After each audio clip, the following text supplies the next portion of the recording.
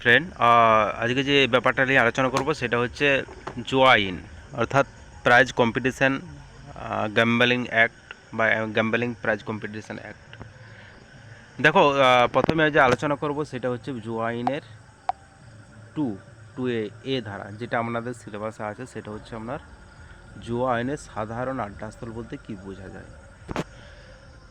দেখো, এখানে লেখা আছে যে কোনো প্রাচীর বিস্তৃত জায়গা, ঘর, তাঁবু, জলযান, গাড়ি ইত্যাদি, যার মধ্যে থেকে জুয়া খেলার সরঞ্জাম, তাস, পাশা, ঘুঁটি, পট ইত্যাদি পাওয়া যায়, যা ওই স্থান থেকে মালিক আয় করে, তাকে জুয়ার আড্ডাস্থল বলা হয়। তাহলে বুঝতে পারলেন, কোনো একটা নির্দিষ্ট জায়গা যেখানে ওই জুয়া খেলার যন্ত্রপাতি সমেত পাওয়া যায়, বা ওইখানের যে মালিক থাকে সেইখানের মালিক কিছু আয় করে, তাকে বলা হয় জুয়ানের বা জুয়ার সাধারণ আড্ডাস্থল। তারপর চলে আসে আমি টুয়েসি। দেখো, টুয়েসিকে বলা আছে টুয়েস জুয়া খেলার সরঞ্জাম। সরঞ্জাম বলতে আমরা যেগুলো বুঝি, তাস, পাশা, ঘুঁটি, পট ইত্যাদি, যা দিয়ে জুয়া খেলা যায়। কিন্তু পোকার বা আপনার যেগুলো হচ্ছে কিছু ধরনের তাস খেলা আছে, সেগুলো জুয়ার মধ্যে কিন্তু পড়ে না, ঠিক আছে।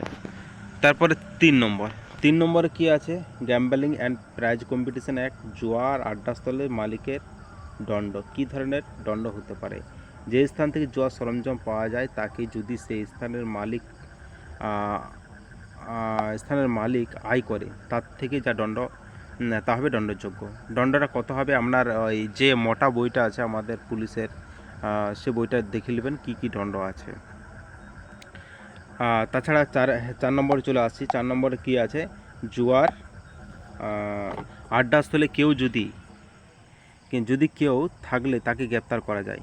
দেখুন, কোনো একটা স্থানে জুয়া খেলা হচ্ছে, সেখানে যদি কেউ থাকে, যদি নাও খেলে থাকে তাস বা নাও জুয়া খেলে থাকে, কিন্তু তাকেও সেইখান থেকে জুয়ার আড্ডাস্থল থেকে গ্রেপ্তার করা যায়। কিন্তু এই গ্রেপ্তার করতে গেলে সাব ইন্সপেক্টর হতে হবে মিনিমাম, ঠিক আছে। জুয়া খেলার উদ্দেশ্য নিয়ে খেলছে বা যে খেলা নিয়ে দাঁড়িয়ে আছে, আমরা তাকেও সমান দণ্ডিত করা যায়, ঠিক আছে। তাহলে 5 নম্বর আইনে কী বলা আছে, জুয়ার আড্ডাস্থলে প্রবেশ করার ক্ষমতা। এসআই বা তার উপরে, বলেছে আগে, এসআই বা তার উপরে, সাব ইন্সপেক্টর উপরে কর্তৃপক্ষের কেবলমাত্র রেড করতেই পারেন। কোনো কনস্টেবল বা এএসআই কখনও অবদ্ধ প্রাচীর বিস্তৃত রেড করতে পারে না, কিন্তু কিছু কিছু ক্ষেত্রে চার্জ থাকলে হয়তো পারতেও পারে, ঠিক আছে। তারপরে আছে আপনার 6 নম্বর, gambling and prize competition act. 6 নম্বর কী বলা আছে, সন্দেহজনক বাড়ির থেকে পাওয়া সরঞ্জাম। যদি কোনো সন্দেহজনক বাড়ির থেকে জুয়ার সরঞ্জাম পাওয়া যায়, তা দ্বারা যদি ওই বাড়ির মালিক আয় করে, তাকে তার দণ্ডযোগ্য অপরাধ হিসেবে গণ্য করা হবে। তারপর 7 নম্বর হচ্ছে, কেউ যদি অসত্য নাম ঠিকানা বলে। কোনো ব্যক্তি জুয়ার সাধারণ আড্ডাস্থল থেকে ধরা পড়ার পর যদি অসত্য নাম করে, তাকেও সমান সেই দণ্ডনীয় অপরাধ। অর্থাৎ এখানেই বলা আছে সিআরপিসি 422 কেউ যদি নাম ঠিকানা জানাতে অস্বীকার করে, তাকেও যেমন বিনা ওয়ারেন্টে গ্রেপ্তার করা যায়। কিন্তু গ্যাম্বলিং অ্যাক্টে 7ও সেম, ঠিক আছে, দুটা একই সেম ধারার মধ্যে প্রয়োগ করবে। তবে 10 নম্বর গ্যাম্বলিং অ্যাক্টে কী বলা আছে, প্রকাশ্য রাস্তায় জুয়া খেললে বা পশু পাখির মধ্যে লড়াই বাঁধালে, অর্থাৎ যাতায়াতের যে রাস্তা আছে, সে রাস্তায় কেউ যদি প্রকাশ্যভাবে জুয়া খেলে বা পশু পাখির মধ্যে লড়াই বাঁধিয়ে দেয়, তার মাধ্যমে যদি রোজগার করে, সেটা দণ্ডনীয় অপরাধ।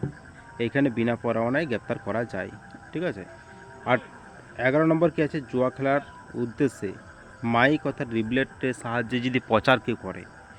জুয়া খেলার উদ্দেশ্যে কেউ যদি মাইক প্রচার করে বা লিবলেট অর্থাৎ পোস্টার বিলি করে, তা দণ্ডনীয় অপরাধ। এই কটা হচ্ছে 11টা ধারা হচ্ছে আপনার জুয়া আইন, অর্থাৎ গ্যাম্বলিং অর্থাৎ প্রাইজ কম্পিটিশন অ্যাক্ট। এইগুলো পড়লেই আপনাদের কোশ্চেন চলে আসবে।